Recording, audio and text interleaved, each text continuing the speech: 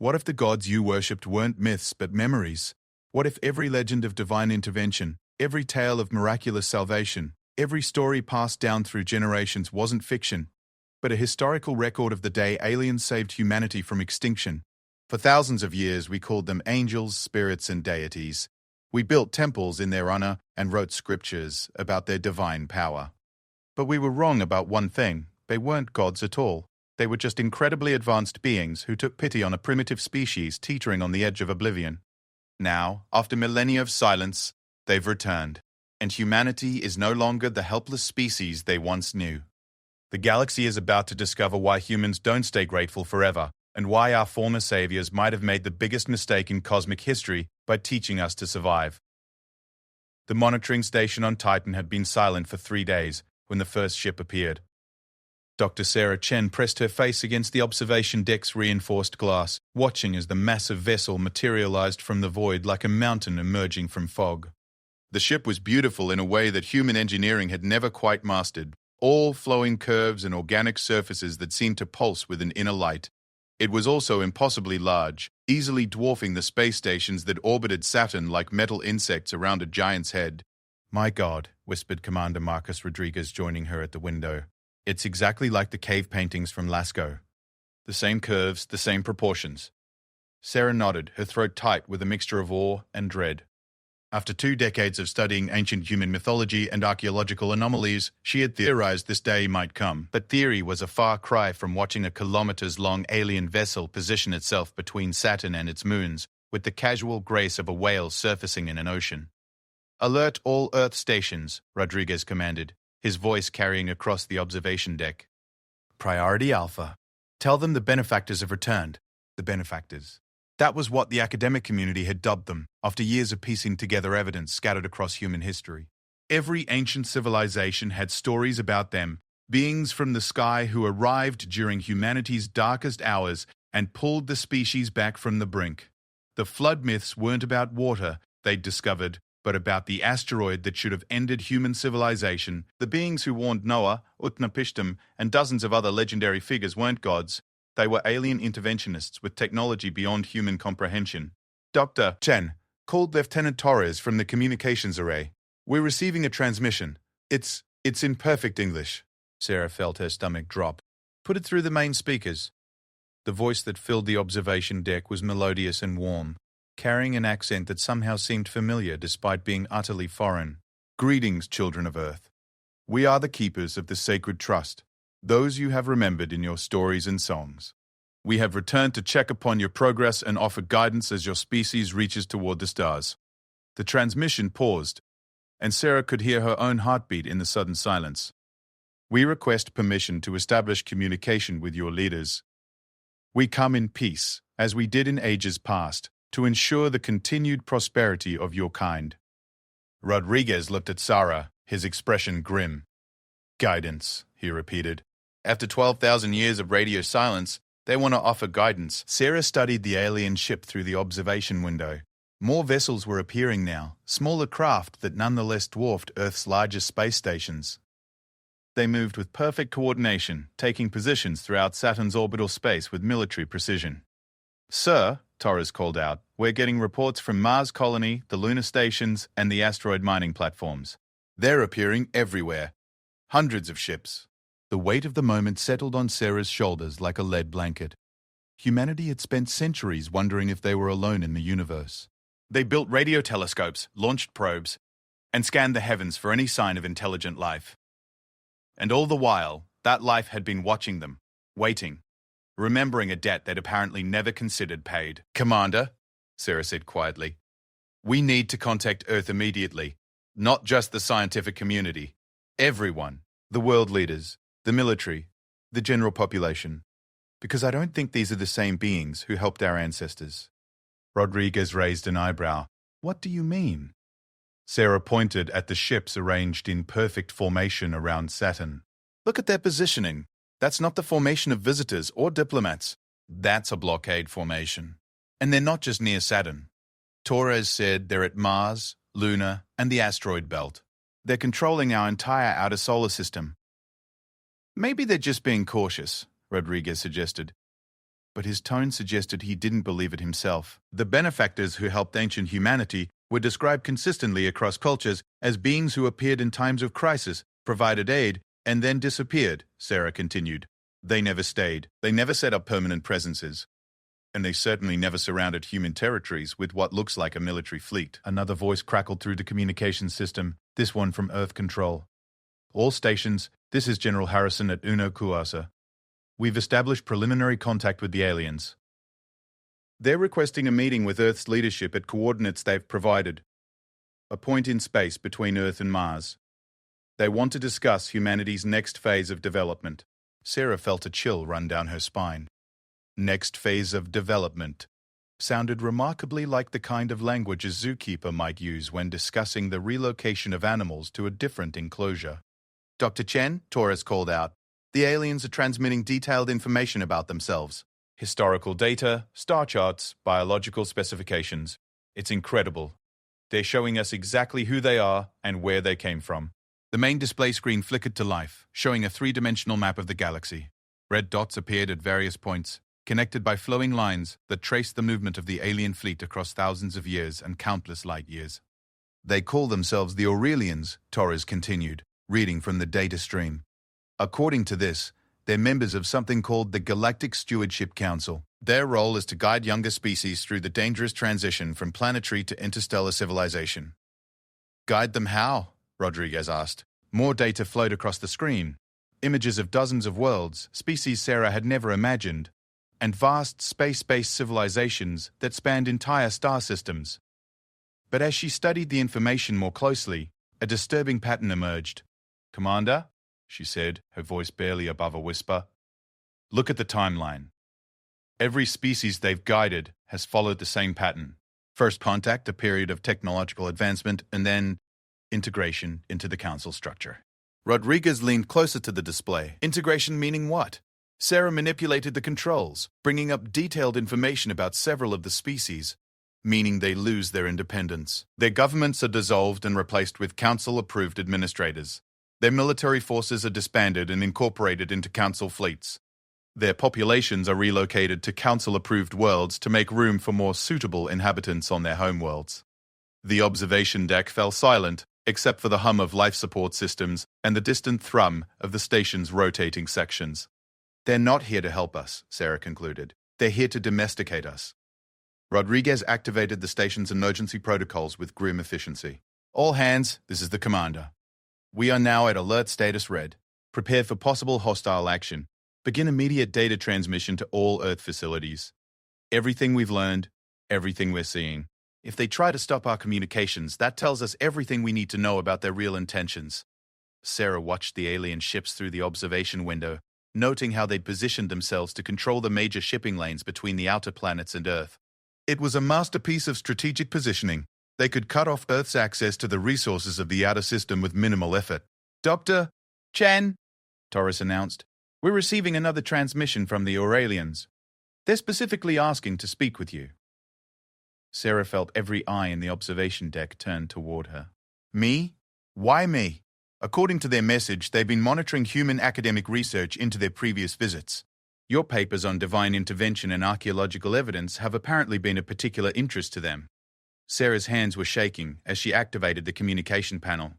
This is Dr. Sarah Chen. I'm receiving you. The melodious voice returned, now carrying a note of what almost sounded like amusement. Dr. Chen, your research into our previous assistance to your species has been most thorough. We're impressed by humanity's ability to preserve accurate records across such vast periods of time. Thank you, Sarah replied carefully. We've always been good at remembering stories. Indeed. And now we must discuss the next chapter in that story. Humanity has progressed remarkably since our last visit. You have achieved interplanetary travel, established colonies throughout your solar system, and begun to tap the resources of your asteroid belt. These are significant milestones. Sarah waited, sensing there was more coming. However, your species has also developed certain concerning tendencies. Your conflicts have grown more sophisticated, your weapons more destructive. Your expansion into space has been accompanied by the same territorial disputes and resource conflicts that have plagued your homeworld. This suggests that humanity may require more direct guidance than we initially anticipated. The temperature in the observation deck seemed to drop several degrees. "What kind of guidance are you proposing?" Sarah asked. "Integration into the Galactic Stewardship Council structure, of course. Your species will benefit enormously from our accumulated knowledge and resources. We have guided dozens of civilizations through this transition. It is always difficult at first, but the benefits far outweigh the temporary discomforts." Sarah looked around the observation deck, meeting the eyes of every person present. She saw her own fears reflected in their faces, the understanding that humanity's independence was being offered up for negotiation by beings who viewed them as troublesome children in need of adult supervision. "And if we prefer to continue developing independently?" she asked. The pause that followed stretched for nearly 30 seconds. Dr. Taut eyed. "Chen, surely you understand that your species is not yet ready for truly independent interstellar expansion. Your history is filled with examples of what happens when humans encounter new territories and resources without proper oversight. The damage you could do to establish galactic civilizations would be significant." Sarah's academic training warred with her growing anger. These beings were offering humanity the same choice a farmer might offer wild horses: accept the bridle or be broken to it. "I think," she said slowly, "that you may be underestimating us." "Perhaps," the Aurelian replied. And now Sarah was certain she could hear condescension in that melodious voice. "But we have observed your species for millennia, Dr. Chen. We know your capabilities and your limitations. The assistance we provided in your ancient past was necessary to prevent your extinction. The guidance we offer now is necessary to prevent you from becoming a threat to galactic stability." The communication ended with a soft chime, leaving the observation deck in profound silence. Rodriguez was the first to speak. "They just threatened us." Sarah nodded, her mind racing through the implications. "They've been watching us for 12,000 years. They know our technology, our capabilities, our military formations. They think they know exactly what we're capable of. But they don't," Torres said quietly. Sarah turned to look at him. "What do you mean?" Torres gestured towards the data displays showing human colonies throughout the solar system.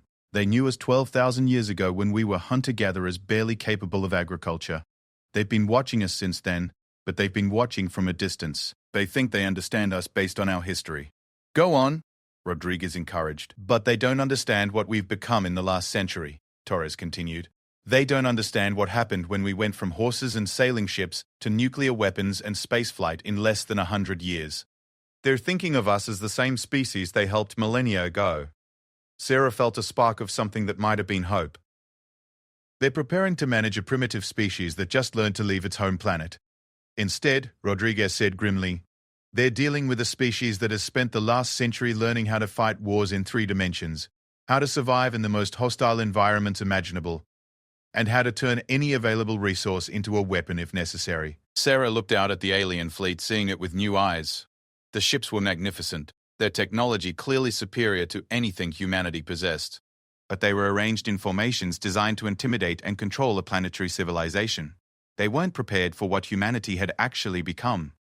A species that had spread throughout its entire solar system, learned to thrive in environments that would kill most life forms, and developed a stubborn, almost pathological resistance to being told what they couldn't do. "Commander," she said, "I think we need to send a message to Earth, not just about what the aliens want, but about what they don't know."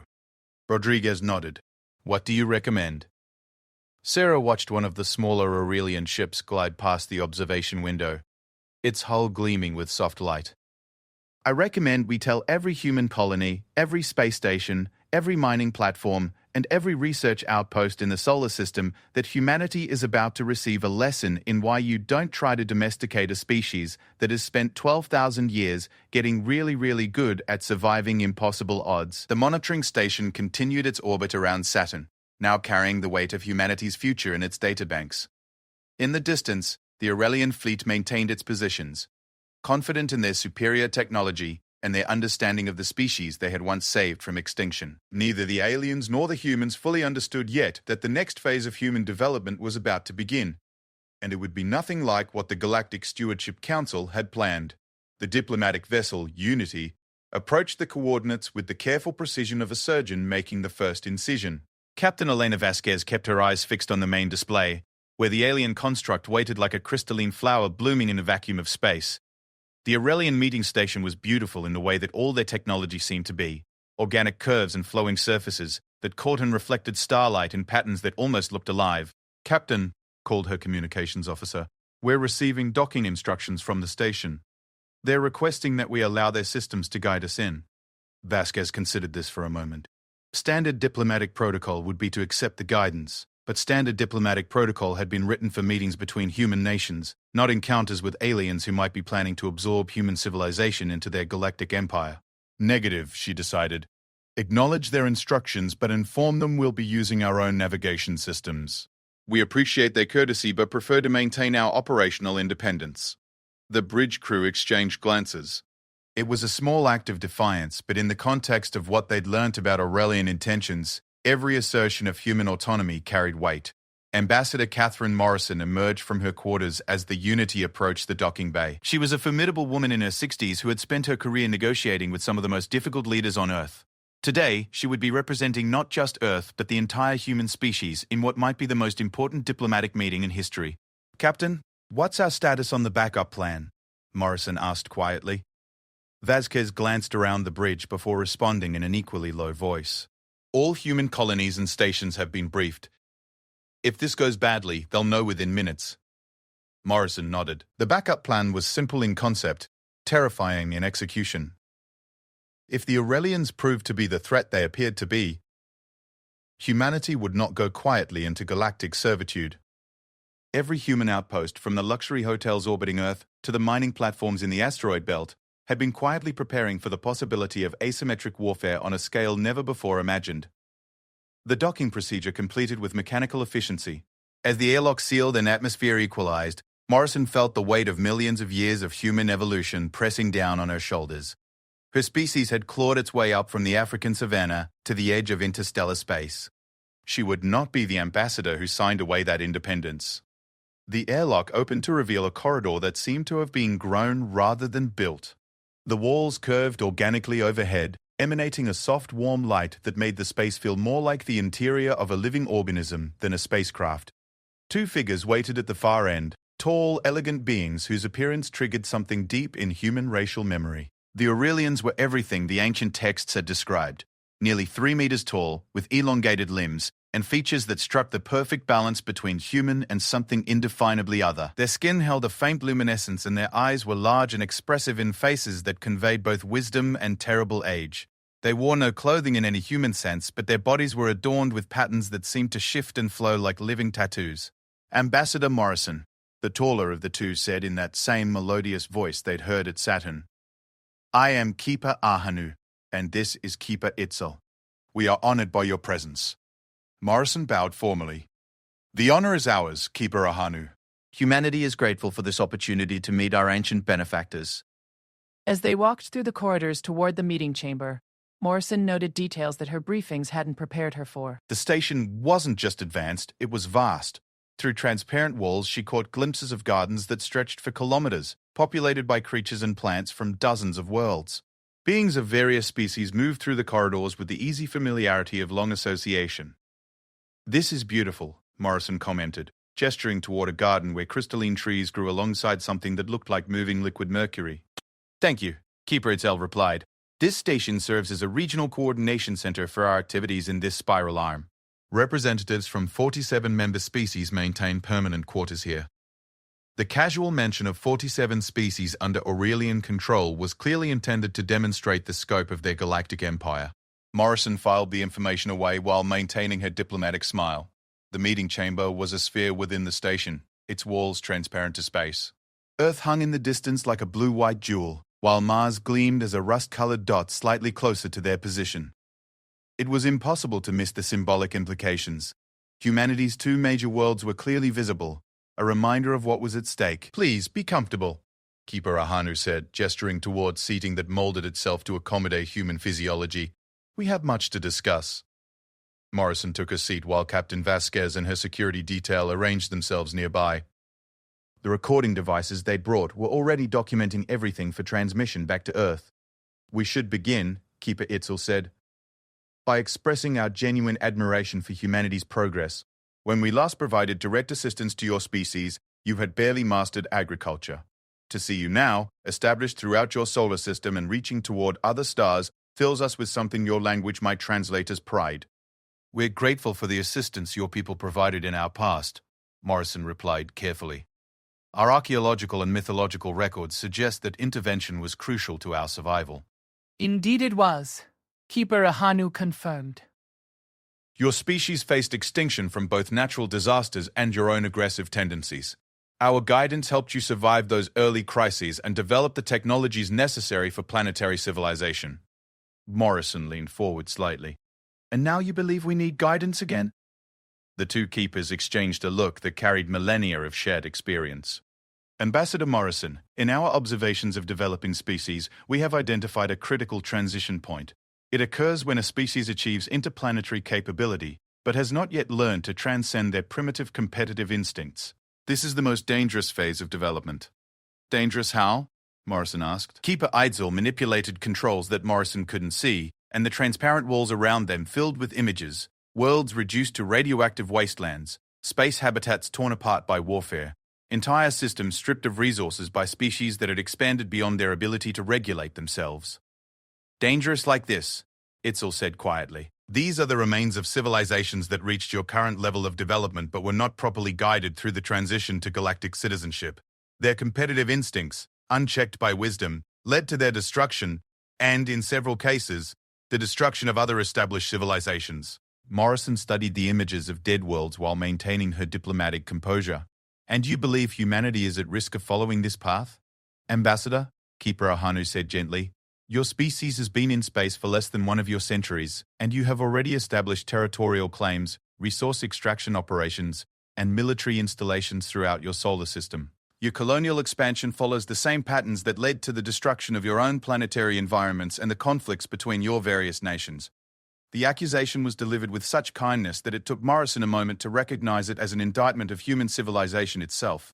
From our perspective, Keeper Eidzel continued, humanity appears to be a species that views every new environment as territory to be claimed and every resource as something to be exploited. Left unchecked, this tendency will inevitably lead to conflicts with established galactic civilizations. Morrison felt her diplomatic training warring with a growing anger. These beings were offering humanity a choice between voluntary subjugation and implied destruction. And they were doing it with a kind of condescending patience normally reserved for explaining basic concepts to children. I appreciate your concerns, she said carefully, but I think you may be underestimating humanity's capacity for growth and self-regulation. Both keepers regarded her with expressions that somehow managed to be both sympathetic and pitying. Ambassador, Keeper Ahanu said, we have been observing galactic civilization for longer than your species has existed. We have seen this pattern repeated dozens of times. Species rarely transcend their fundamental nature without proper guidance. And what would that guidance entail? Keeper Eidzel activated another display, showing star charts and organizational hierarchies that stretched across vast distances. Integration into the Galactic Stewardship Council would provide humanity with access to technologies and resources beyond your current imagination. Your people would be relocated to worlds more suitable for your biology. Your aggressive tendencies would be channeled into productive activities under Council supervision. Within a few generations, humanity would be a thriving member of galactic civilization. Morrison noticed that nowhere in this description was any mention of human independence or self-governance. And our current governments? Our colonial settlements? Our military forces? Would be absorbed into council structures naturally, Keeper Ahanu replied. Independent military forces are incompatible with galactic civilization. Colonial settlements established without proper oversight often develop problematic cultural variations. Your current governments, while admirably suited to managing a single world, lack the experience necessary for interstellar administration. Captain Vasquez shifted almost imperceptibly behind Morrison, a signal they had arranged beforehand. The backup plan was now in motion. I see, Morrison said. And what if humanity prefers to continue developing independently? The pause that followed was longer than diplomatic courtesy usually allowed. When Keeper Eidzel finally responded, her tone carried the weight of absolute certainty. Ambassador Morrison, surely you understand that this is not truly an option. Your species has demonstrated remarkable adaptability and innovation, but you have also demonstrated a consistent inability to coexist peacefully even with members of your own species. The idea of allowing an unguided human civilization to expand into galactic space is simply not acceptable to the Council. Morrison felt something cold settle in her stomach. Are you saying humanity has no choice in this matter? You have choices, Keeper Ahanu said gently. You can choose to accept integration willingly, benefiting from Council resources and guidance during the transition, or you can choose to resist, in which case the integration will be more difficult but ultimately inevitable. The diplomatic mask Morrison had worn for decades finally slipped. You're threatening to conquer us if we don't surrender voluntarily. We prefer to think of it as preventing a tragedy, Keeper Itzel replied. The galaxy cannot afford another unguided expansion. The cost in lives and resources is simply too high. Morrison stood slowly, her security detail rising with her. I think this meeting has reached its natural conclusion. I'll need to report back to Earth before any decisions can be made. Of course, Keeper Ahanu said, also rising. We understand that major decisions require careful consideration. However, we should mention that our fleet movements are not merely diplomatic gestures. We have positioned monitoring stations throughout your solar system. Any attempts at military mobilization or hostile actions will be detected and prevented. Morrison turned to look directly at both keepers. Then you should probably know that we detected your fleet movements too. And we've been preparing for this conversation for several days. The temperature in the meeting chamber seemed to drop. For the first time since the meeting began, both Aurelians looked genuinely surprised. Preparing how? Keeper Itzel asked. Morrison smiled, and there was nothing diplomatic about it. You've been observing humanity for 12,000 years, but you've been observing us from a distance. You think you know us based on our history of tribal conflicts and resource wars, but you missed something important about human nature. Which is, we're at our most dangerous when someone tells us we don't have a choice. Captain Vasquez stepped forward. Keepers, I need to inform you that as of 10 minutes ago, every human military installation, colony, and space platform in the solar system has been placed on full alert. They've also been provided with detailed information about your fleet positions and capabilities. Keeper Ahanu's luminescent skin flickered slightly. Captain, surely you understand that your military forces are no match for Council technology. Morrison moved toward the airlock. Maybe not. But you should also understand that humanity has never been particularly good at accepting impossible odds. We spent the last century learning how to fight wars in space, how to survive in environments that would kill most life forms, and how to turn asteroid mining equipment into kinetic weapons platforms. You would fight a hopeless war rather than accept the benefits of galactic civilization? Keeper Itzel asked, genuine bewilderment in her voice. Morrison paused at the threshold of the airlock. Keeper Itzel, you saved our species from extinction 12,000 years ago. But what you created wasn't a grateful pet that would always do what it was told. You created a species that survived ice ages, plagues, natural disasters, and every attempt by our own kind to wipe us out. We learned that the universe doesn't care whether we live or die, so we learned to care about it ourselves. Your resistance will accomplish nothing but unnecessary suffering, Keeper Ahanu said. Morrison's smile was sharp as broken glass. Maybe, but it will be our suffering, chosen by us for our reasons. And that makes all the difference.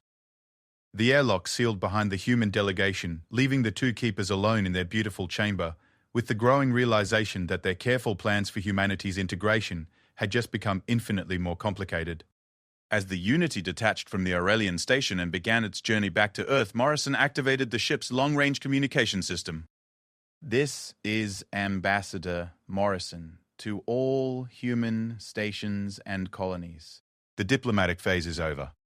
They've given us a choice between slavery and war. I recommend we show them why that was a mistake. Behind them, the Aurelian station continued its orbit, its occupants beginning to understand that the species they had once saved from extinction had learned lessons they hadn't intended to teach. The attack began at 1427 Universal Coordinated Time, exactly 36 hours after Ambassador Morrison's return to Earth. It started not with the thunder of missiles or the flash of energy weapons, but with silence. Commander Jake Harrison was monitoring the approaches to Lunar Base when the first Aurelian patrol simply vanished from his senses. One moment the elegant alien vessel was gliding between the moon and Earth in its regular patrol pattern. The next moment there was nothing but empty space and a slowly expanding cloud of metallic debris. Control, this is Observation Post 7, Harrison called over the comm. I need confirmation on what just happened to Patrol Unit Alpha 3. "Stand by, 7, came the reply from Lunar Base Central Command. "We're showing the same readings. Alpha 3 appears to have suffered a catastrophic failure of some kind." Harrison adjusted his sensors, scanning the debris field more carefully. The wreckage patterns were wrong for an internal explosion or system failure. The debris was moving outward in a cone-shaped pattern that suggested the ship had been hit by something traveling at tremendous velocity. "Control, I'm reading impact patterns consistent with kinetic weapon strike, something big, moving fast." Before Central Command could respond, another patrol vessel disappeared in a flash of light and expanding debris. Then another. Within minutes, every Aurelian patrol in Earth-lunar space had been eliminated with surgical precision. Admiral Patricia Chen stood in the command center buried deep beneath Lunar's surface, watching the tactical displays with grim satisfaction. The first phase of humanity's response was proceeding exactly as planned. "Admiral," called her tactical officer, "we're receiving targeting confirmations from all firing platforms. Asteroid Base 7 reports successful strike on patrol unit near Mars. Ceres Station confirms elimination of 2 monitoring vessels in the belt. All outer system installations report similar results." Chen nodded. Humanity's opening move had been designed to demonstrate something the Aurelians clearly hadn't expected. Humans had learned to fight in 3 dimensions, across distances measured in astronomical units. "What's our count on eliminated vessels?" 47 confirmed kills, ma'am. No Aurelian patrol or monitoring vessel in the inner system is still operational." Chen allowed herself a moment of professional pride. The attack had been planned and coordinated across the entire solar system, with timing precise to the microsecond. Asteroid mining facilities had been retrofitted to launch payloads at percentages of light speed. Space stations had been equipped with particle beam weapons disguised as communication arrays. Even civilian vessels had been fitted with kinetic kill devices hidden in their cargo holds. "Admiral," her communications officer announced, "we're receiving a transmission from the Aurelian command vessel. They're demanding immediate cessation of hostilities and requesting communication with Earth's leadership." "Tell them," Chen said coldly, "that Earth's leadership is currently busy demonstrating why you don't threaten humanity's independence." The main display switched to show the positions of the remaining Aurelian vessels. The major ships, the ones too large and well-defended to be eliminated by surprise attack, had pulled back to defensive positions around their command station. But they were no longer the predators surveying helpless prey. They were suddenly finding themselves in a very different kind of fight. Dr. Sarah Chen, no relation to the Admiral, was coordinating the scientific analysis of the Aurelian response from her position aboard the research vessel Curie, now operating as a mobile command post in the asteroid belt. "The energy readings are fascinating," she reported to the Admiral via quantum entanglement communicator. "Their defensive systems are incredibly sophisticated, but they're designed to counter energy weapons and conventional explosives. They're having trouble adapting to pure kinetic attacks at relativistic velocities." "How much trouble?" Admiral Chen asked. "Enough that we've managed to damage 2 of their heavy cruisers with follow-up strikes. Their shields can absorb tremendous amounts of energy, but they can't seem to stop a chunk of nickel iron traveling at 30% of light speed." Admiral Chen smiled grimly. Humanity had spent the last century learning how to throw rocks very, very fast. It was perhaps the most human solution possible to the problem of fighting technologically superior opponents. "Dr. Chen, what's your assessment of their overall capabilities?" "Their technology is definitely superior to ours in most areas," Sarah replied. "But their tactical doctrines appear to be based on fighting other energy weapon civilizations. They're not prepared for opponents who've learned to weaponize the basic physics of mass and velocity." On the main display, Admiral Chen watched as another human attack wave struck the Aurelian positions. This time, the aliens were ready with countermeasures. Energy fields that vaporized incoming projectiles, point defense systems that tracked and destroyed kinetic weapons, and evasive maneuvers that would have been impossible for any human vessel. But humanity had learned patience along with violence. "Admiral," the tactical officer called, "we're receiving reports from the outer system. The Aurelians are moving their main fleet toward the inner planets. Estimated arrival at Mars orbit in 18 hours. Chen had been expecting this. The Aurelians would bring their full strength to bear, confident that their superior technology would quickly overwhelm human resistance. They were probably right, in conventional terms. But humans had stopped fighting conventional wars decades ago. "Signal all stations," she commanded. "Execute Phase 2. Phase 2 was evacuation disguised as retreat. Across the solar system, human installations began broadcasting distress signals and apparent emergency evacuations. Civilian vessels departed from colonies and space stations in streams that looked like panic but were actually carefully choreographed redeployments. To Aurelian sensors, It would appear that humanity was abandoning its outer colonies and falling back toward Earth in disorganized retreat. The reality was quite different. Commander Elena Vasquez, now in command of the converted mining vessel Determination, led a convoy of refugee ships away from Ceres Station. Her cargo holds were filled not with fleeing civilians, but with the most sophisticated weapons humanity had ever built. Convoy 7, this is Determination, she broadcast on an open channel the Aurelians were certainly monitoring. We're experiencing engine problems and falling behind the evacuation schedule. Request assistance from any available vessels. The response came within minutes. This is Aurelian vessel, Harmony's Grace. We are detecting your distress signal. Please stand by for assistance. Vasquez felt her pulse quicken. The plan was working exactly as intended. The Aurelians, still operating under their assumption that humans were a primitive species in need of guidance and protection, were responding to apparent distress calls with offers of humanitarian aid. The elegant alien vessel approached the human convoy with the kind of casual confidence that came from technological supremacy. Its hull gleamed with soft light, and its movements were graceful as a dancer's. Human vessel Determination, the melodious Aurelian voice called over the comm. We are prepared to assist with your evacuation. Please allow us to establish a guidance link to help transport your civilians to safety. Thank you, Vasquez replied, working to keep the satisfaction out of her voice. We're transmitting our manifest now. Please be advised we're carrying approximately 3,000 refugees from the outer colonies. What she was actually transmitting was a targeting solution. The Determination and its sister ships in the convoy had been designed to look like overloaded civilian vessels fleeing the war zone. In reality, they were mobile weapons platforms carrying humanity's most advanced kinetic bombardment systems. Their engine problems had brought them to a dead stop precisely where the fleet's tactical computers had predicted the Aurelian rescue vessel would approach. Harmony's Grace, Vasquez called. We're having trouble with our maneuvering systems. Could you come alongside to assist with docking? Of course, the Aurelian captain replied. Stand by. The alien vessel moved closer, its hull now filling the Determination's view screens. Vasquez could see smaller craft launching from the Aurelian ship's bays, rescue vessels preparing to transfer human refugees to safety. All vessels, Vasquez whispered into her tactical comm. Execute on my mark. 3, 2, mark. The convoy of converted mining ships opened fire simultaneously.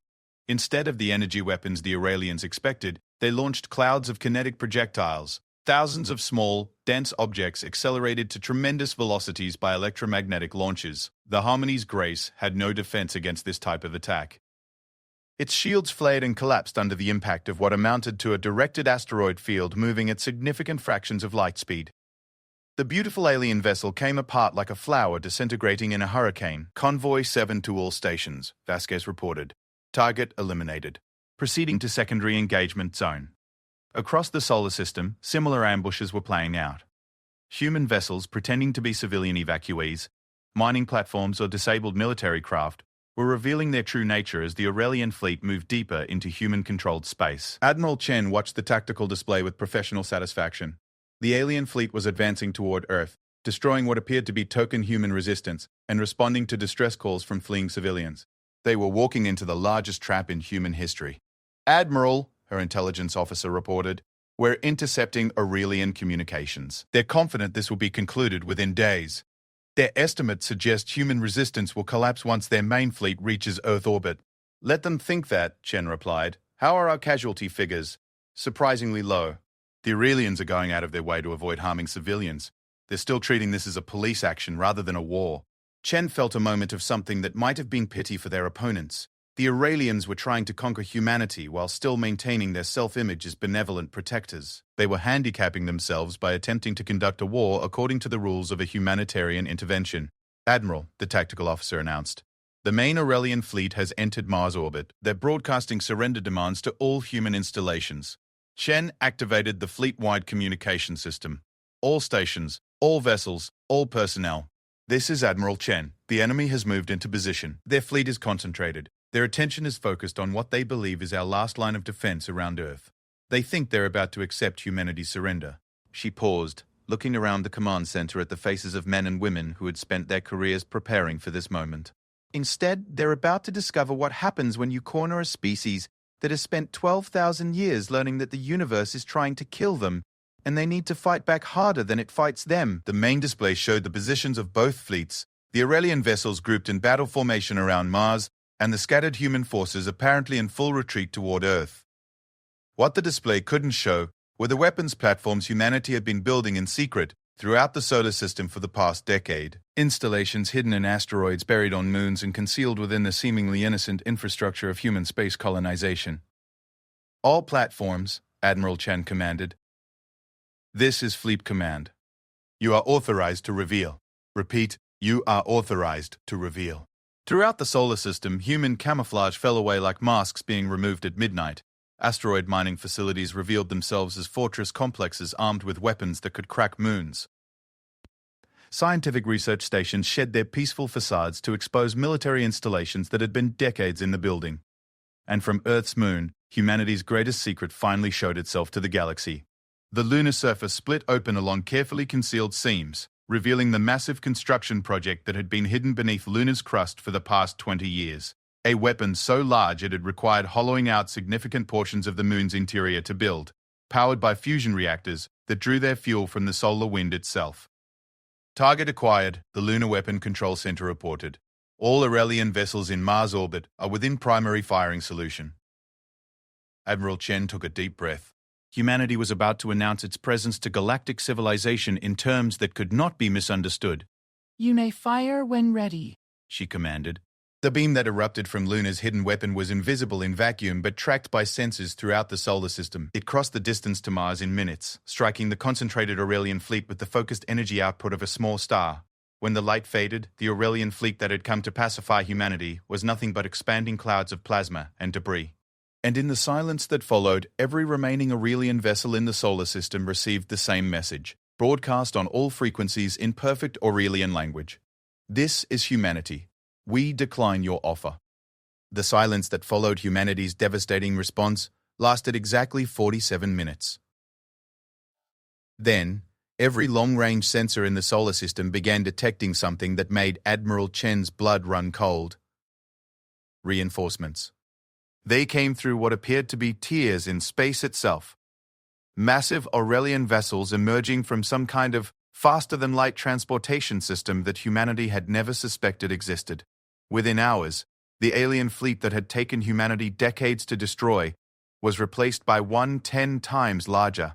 Jesus Christ, whispered the tactical officer, staring at the sensor readings. Admiral, we're reading over 500 capital ships, and they're not showing any of the restraint the first fleet demonstrated.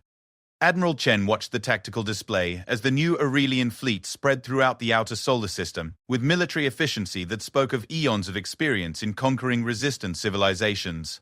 These weren't the same ships that had tried to preserve human civilian lives during the first engagement. These vessels moved with the cold purpose of exterminators.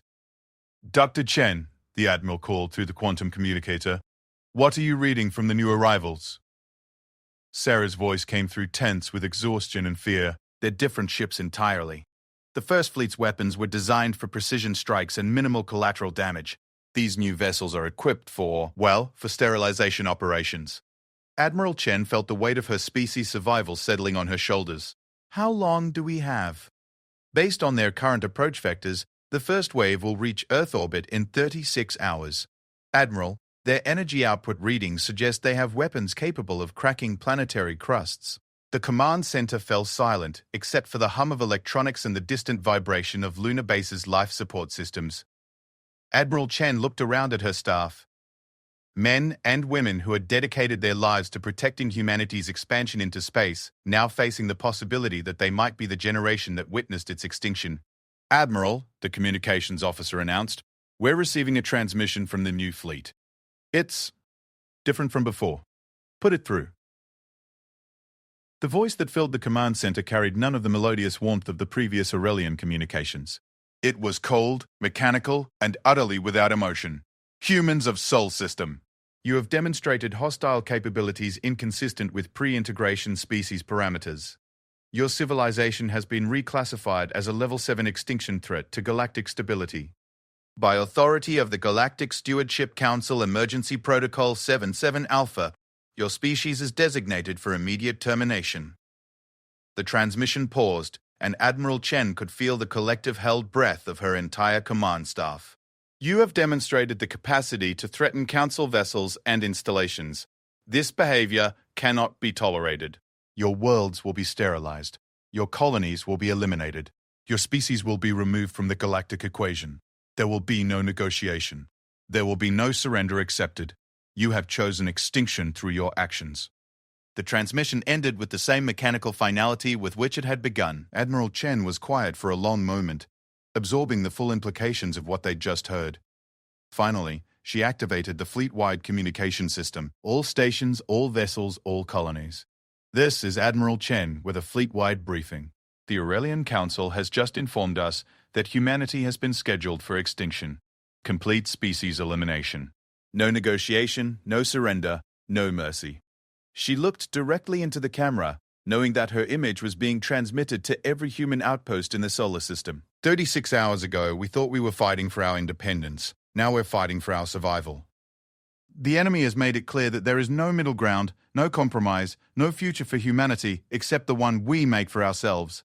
Sarah Chen was coordinating the evacuation of non-essential personnel from the asteroid belt research stations when the quantum communicator crackled to life with an emergency transmission from Earth. This is Dr. Retrand. Elizabeth Warren at the Geneva Physics Institute. I need to speak with Admiral Chen immediately. We've had a breakthrough. Sarah patched the call through to Lunar Base. Admiral Dr. Prift. Warren says she has something critical. Warren's voice came through with barely controlled excitement. Admiral, we've been analyzing the Aurelian faster-than-light transportation system. The energy signatures, the space-time distortions, everything we detected when their reinforcements arrived. Dr. Warren, we're facing extinction in 35 hours. Please tell me this is going somewhere useful. Admiral, we think we can replicate it. Not perfectly, not efficiently, but we can create a similar effect. The principles aren't that different from our theoretical work on Alcubierre drives, just scaled up by several orders of magnitude. Admiral Chen felt something that might have been hope. How long would it take to build? That's the thing. We don't need to build anything new. We can modify the lunar superweapon. Instead of focusing its energy output into a directed beam, we can use it to create a space-time distortion field. Essentially, we can turn Luna into a massive, faster-than-light projectile. The implications hit Admiral Chen like a physical blow. You want to turn the moon into a kinetic weapon? Not just a kinetic weapon. A faster-than-light kinetic weapon. We could accelerate Luna to tremendous velocities and send it directly into the heart of the Aurelian fleet before they could react. The mass of Earth's moon traveling faster than light would create an impact that would destroy everything in this solar system, Admiral Chen finished. Including Earth, yes. But Admiral, they're already planning to sterilize Earth. At least this way, we take them with us. The silence that followed Warren's proposal stretched across the quantum link like a wound in space-time itself. Finally, Admiral Chen spoke. Dr. Warren, are you suggesting that we commit suicide on a stellar scale just to deny the Aurelians their victory? Admiral, I'm suggesting that if humanity is going to die, we make sure the universe remembers why you don't try to exterminate a species that learned to split atoms just to settle arguments. Admiral Chen looked around the command center at faces that reflected her own grim determination. Humanity had always been a species that preferred to go down fighting rather than go down quietly. Doctor! Warren, how certain are you that this will work? 70%, maybe 75%.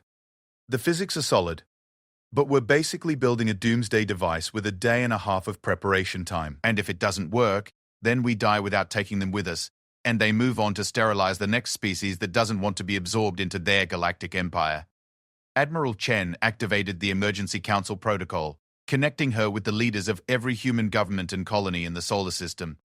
Within minutes, the most powerful people in human civilization were linked in a conference that would determine the fate of their species. Ladies and gentlemen, Admiral Chen began. We have a choice to make. Dr. Warren has presented us with a weapon that could eliminate the Aurelian fleet, but using it would also destroy our own solar system. We're talking about the extinction of humanity to prevent our conquest by an alien empire. President Santos of Earth spoke first. Admiral, what are the alternatives?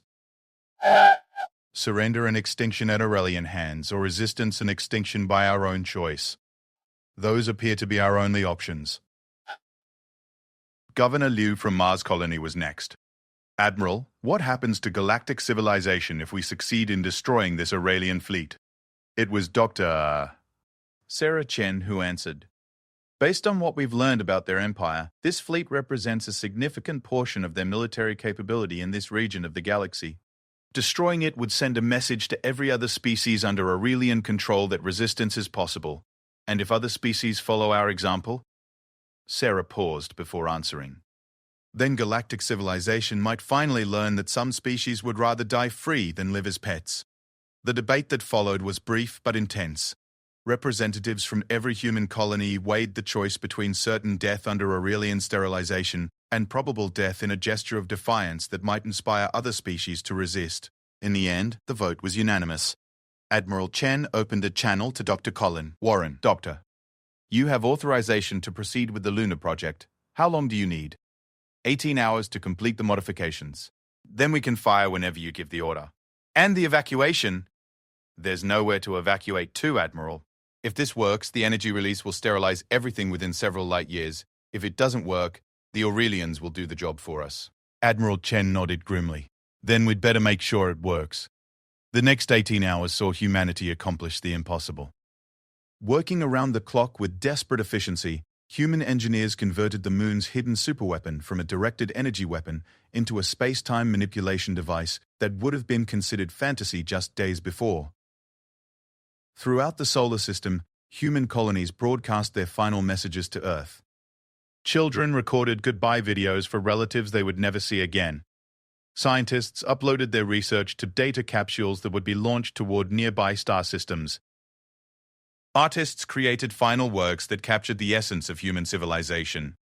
And in the deep space between Jupiter and Saturn, the Aurelian extermination fleet continued its inexorable approach toward Earth.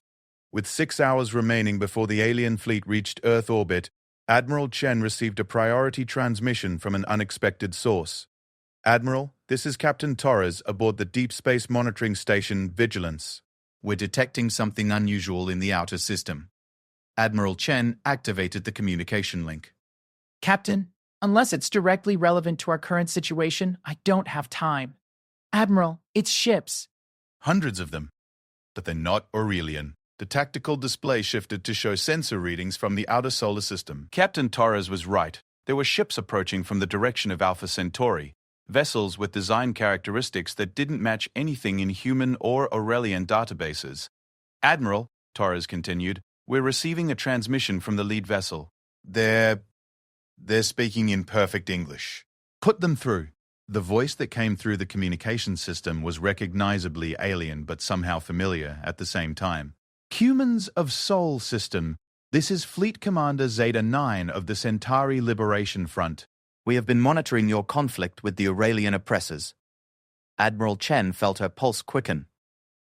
Commander, who are you? We are representatives of 17 species that have escaped Aurelian control over the past millennium. We came here to witness humanity's final stand against the empire that destroyed our civilizations. To witness our extinction? No, Admiral, to witness our hope. The alien fleet settled into positions throughout the outer solar system, their weapons trained not on human installations, but on the approaching Aurelian extermination force. Admiral Chen, Commander Zeta 9 continued, your species has accomplished something we believed impossible. You have fought the Aurelian Empire to a standstill using nothing but primitive technology and unbreakable determination. You have shown the galaxy that resistance is not futile. Commander, we're about to destroy our own solar system just to take them with us. I'm not sure that counts as a victory. Admiral, for 1,000 years, the galaxy has believed that the Aurelians were invincible, that their technology was so advanced, their empire so vast, that resistance was pointless. Your species has proven them wrong. Admiral Chen watched the tactical display as more alien vessels continued to arrive, refugees from dozens of conquered civilizations, all drawn by the impossible sight of a primitive species fighting the galactic empire to a standstill. What are you proposing, Commander?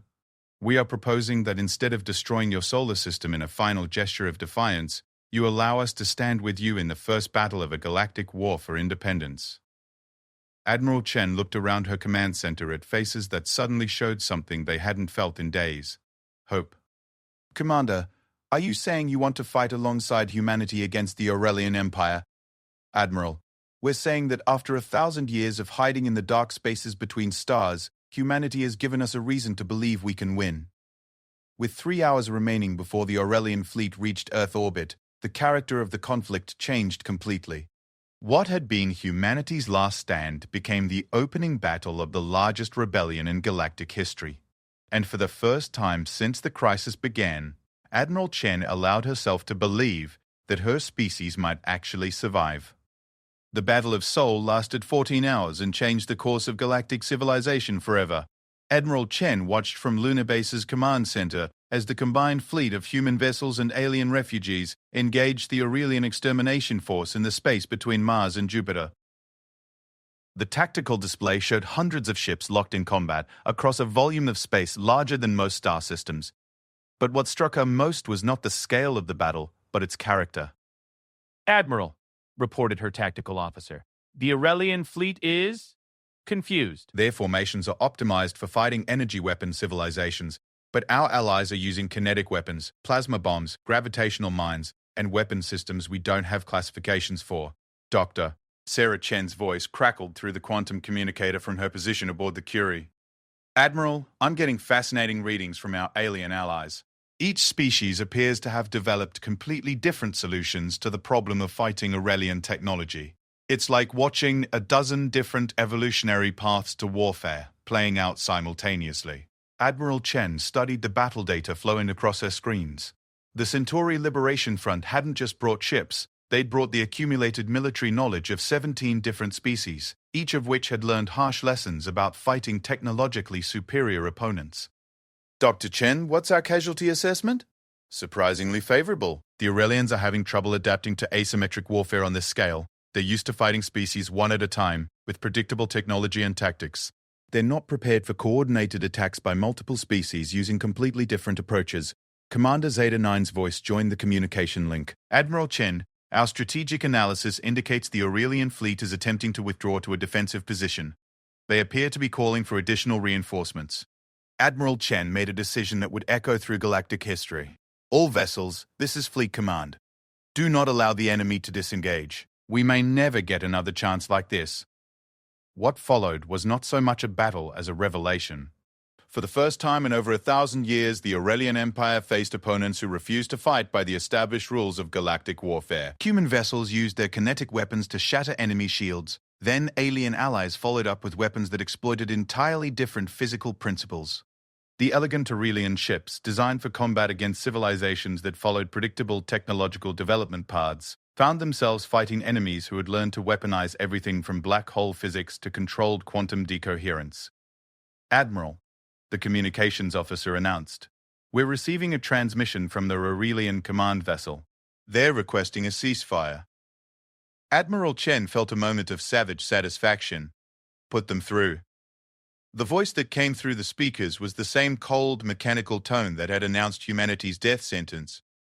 But now it carried undertones of something that might have been uncertainty.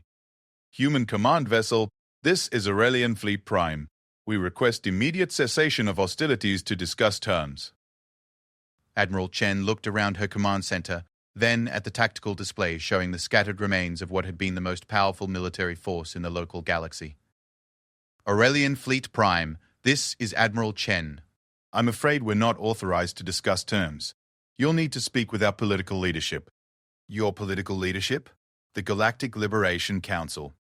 It was established about 6 hours ago. I believe you'll find their terms quite reasonable. The silence that followed stretched for nearly a minute. Admiral Chen, we do not recognize the authority of any Liberation Council. The Galactic Stewardship Council is the legitimate governing body of this region of space. Admiral Chen's response was delivered with the kind of cold professionalism that had once made her the most feared negotiator in the Sol System diplomatic corps. Fleet Prime, the Galactic Stewardship Council's authority derived from its military power. You'll notice that military power is currently scattered across several million cubic kilometers of space in pieces too small to threaten anyone. I'd suggest you reconsider your position on legitimate authority. 6 months later, Dr. Sarah Chen stood on the observation deck of the newly constructed diplomatic station orbiting Earth, watching as delegations from 47 species arrived for the first Galactic Liberation Council assembly. The station itself was a marvel of cooperative engineering. human structural design modified with alien technology and defended by weapons systems that no single species could have imagined. Dr. Chen, called Ambassador Morrison, joining her at the observation windows.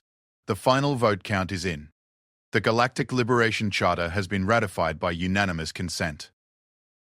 Sarah nodded, still somewhat amazed by the speed with which galactic civilization had reorganized itself. The Aurelian Empire, deprived of its military superiority, had fragmented into dozens of smaller political entities. Some had joined the Liberation Council voluntarily. Others had been absorbed by their former subjects who had suddenly discovered that revenge was a dish best served with superior firepower. "What about the Aurelians themselves?" Sarah asked. Morrison's expression softened slightly. "The moderate faction has been granted observer status in the council.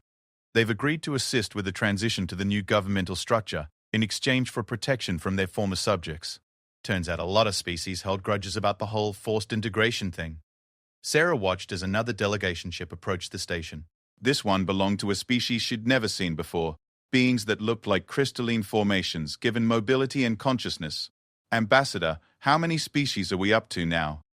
237 confirmed members, with more joining every week. It seems that once word spread about the Aurelian defeat, a lot of civilizations decided they were ready to come out of hiding. The scale of it was almost incomprehensible. For over a millennium, the Aurelian Empire had maintained control over thousands of worlds and hundreds of species through a combination of superior technology and the belief that resistance was impossible. Humanity's refusal to accept that impossibility had shattered not just the Empire's military power, but its psychological dominance over the galaxy. "Dr. Chen," Morrison continued, "I have a question for you. As the person who first identified the pattern of Aurelian intervention in human history, what do you think they got wrong about us?" Sarah considered the question while watching the steady stream of alien vessels arriving at the diplomatic station. "I think they made the same mistake that a lot of species probably make when they first encounter humans. They looked at our history and saw a primitive, violent species that needed guidance and control. But they missed the most important thing about human nature. We're not violent because we're primitive. We're violent because we refuse to accept that some problems can't be solved. The Aurelians saw our wars and conflicts as evidence that we needed their supervision. What they actually saw was evidence that we'd rather fight impossible odds than accept unacceptable conditions." Morrison smiled. "And when they tried to impose unacceptable conditions on us, we treated them like just another impossible problem that needed to be solved." The observation deck's main display activated, showing Admiral Chen speaking from the bridge of the New Luna, humanity's first purpose-built interstellar warship. "Dr. Chen, Ambassador Morrison, I wanted to inform you that the first joint patrol missions are ready to launch. We've got mixed crews from 12 different species, all equipped with hybrid technology that combines the best innovations from each civilization." Sarah watched the display show images of the patrol fleet, ships that looked like nothing the galaxy had ever seen before, armed with weapons that borrowed concepts from dozens of different technological traditions. "Admiral, what's the mission profile? Reconnaissance and first contact. We're looking for other isolated civilizations that might have been hiding from the Aurelian Empire. The galaxy is apparently much more crowded than anyone realized." Morrison activated her own communication link. "Admiral, what about the former Aurelian territories? Are we seeing any resistance to the new governmental structure?" "Some, but not much. Most species are more interested in settling old scores with their former occupiers than in fighting us. And the ones who might want to cause trouble are discovering that picking a fight with the Liberation Council means picking a fight with 237 different military traditions simultaneously." Sarah couldn't suppress a laugh. "I suspect most potential aggressors are finding that to be a daunting prospect." "Indeed. It's remarkable how cooperative species become when they realize that attacking one council member means facing the combined military might of civilizations that have spent centuries learning creative ways to kill their oppressors." The communication link closed, leaving Sarah and Morrison alone on the observation deck.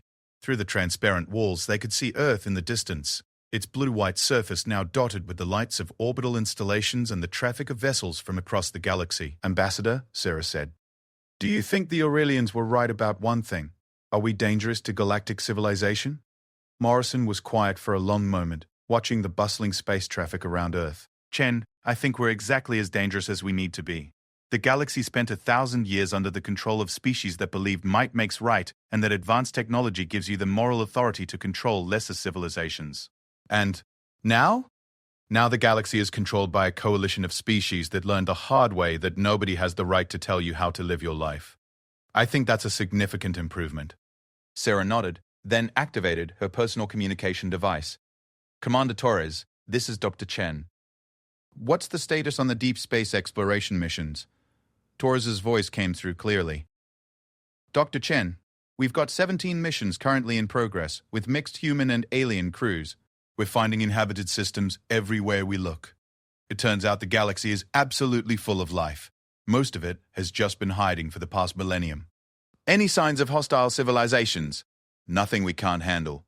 Most species are so relieved to discover that the Aurelian Empire is gone that they're practically begging to join the Liberation Council. We're having to establish waiting lists for membership. Sarah smiled. Humanity had gone from a species on the verge of forced integration to the founders of the largest voluntary political organization in galactic history. It was perhaps the most human outcome possible.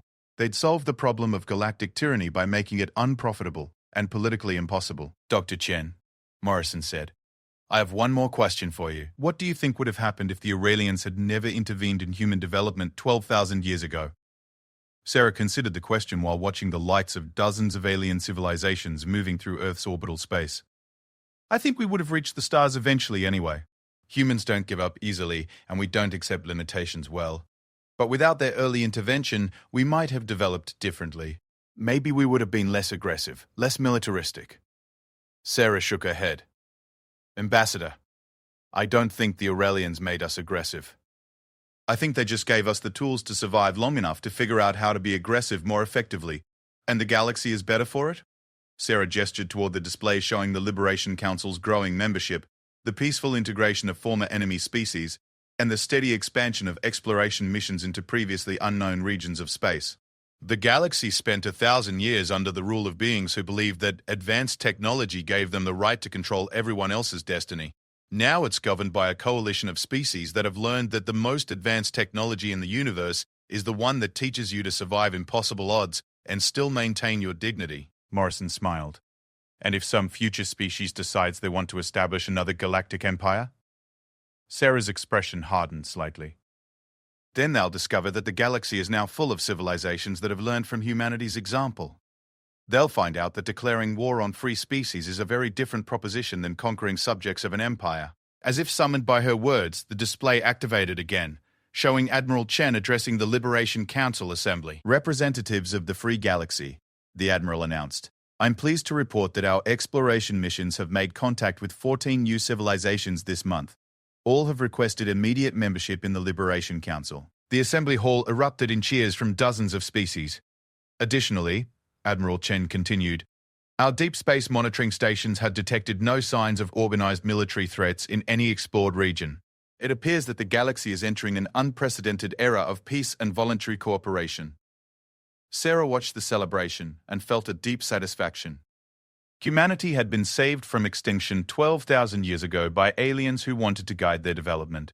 Those same aliens had returned to find a species that no longer needed guidance, no longer accepted authority without consent, and no longer believed that survival required submission to superior force. The Aurelians had created humanity's salvation once. Humanity had returned the favor by creating the galaxy's salvation. Dr. Chen, Morrison said, I think we need to update our historical records. The story of humanity isn't about a species that was saved by benevolent aliens. It's about a species that learned from that salvation and then used those lessons to save everyone else. Sarah nodded, watching the endless stream of alien vessels moving through Earth's space. Former subjects of the Aurelian Empire, refugees from hidden civilizations. Explorers from species that had spent centuries believing they were alone in a hostile galaxy. Ambassador, I think you're right. The real story isn't about what the Aurelians did for us 12,000 years ago. It's about what we did for ourselves in the 12,000 years that followed. The observation deck fell quiet except for the distant hum of the station's systems and the soft chatter of communications from hundreds of worlds. Outside the transparent walls, the galaxy continued its ancient rotation, but now it carried the promise that no species would ever again have to choose between submission and extinction. Humanity had returned the favor of their ancient salvation by ensuring that the gift they'd received, the chance to survive and grow and reach for the stars, would be available to every species in the galaxy. It was perhaps the most human response possible to an act of divine intervention. They'd learned from it, improved upon it, and then made sure everyone else had access to it too. The galaxy would never be the same. And that, Sarah reflected, was exactly the point.